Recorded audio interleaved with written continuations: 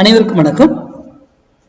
Pre market அனலைஸ்ல எந்த strike எதுக்கு மேல சஸ்டெயின் ஆனா மார்க்கெட் என்ன டைரக்ஷன்ல இருக்கிறதுக்கான வாய்ப்புகள் இருக்கு அப்படிங்கிறத பார்க்கலாம்.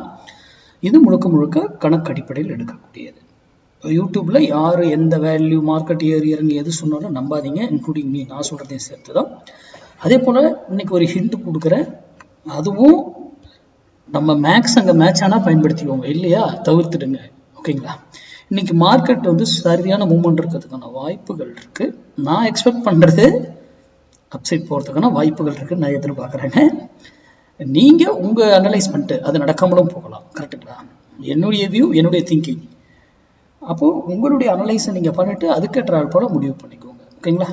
அதெல்லாம் நம்பாதீங்க, மேக்ஸ் சார்ந்து பண்ணுங்க. என்னுடைய வியூ அப்சைட் போகும், அது நல்ல மூவ்மெண்ட்டாக இருக்கும்னு நான் எதிர்பார்க்குறேன். அவ்வளோதான். சரி, இன்னைக்கு நம்ம அனலைஸ் கொடுப்போம். இன்னைக்கு ஃப்ரைடே. இன்னைக்கு ட்ரேட் லாஸ் பண்ணக்கூடாதுங்க. Very very important. இன்னைக்கு ட்ரேட் என்ன பண்ணக்கூடாது? லாஸ் பண்ணக்கூடாது. Very very important.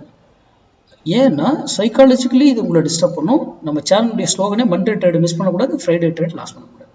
சரி, இன்னைக்கு 24,400 புட்டு 232 ரூபாய்க்கு கீழே இருந்தால் நிஃப்டி ஏறுவதற்கு ட்ரை பண்ணும், மேலே இருந்தால் இறங்குவதற்கு ட்ரை பண்ணும். ஓகேங்களா? அப்போ அந்த இடத்துல வரும்போது நீங்க உங்க டிசிஷனை எடுத்துக்கொள்ளலாம்.